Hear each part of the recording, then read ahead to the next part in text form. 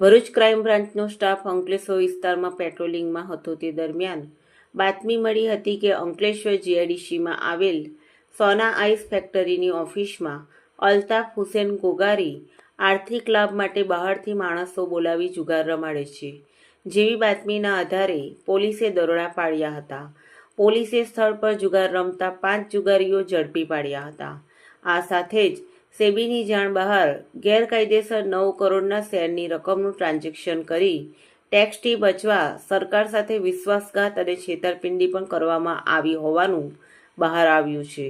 આ મામલામાં પોલીસે અલ્તાફ ગોગારી, આદમ ગોગારી, સાજિદભાઈ હુસેનભાઈ ગોગારી, રમેશ મગનભાઈ જસાણી અને ચંદ્રસિંહ આનંદસિંહ રાવતની અટકાયત કરી હતી.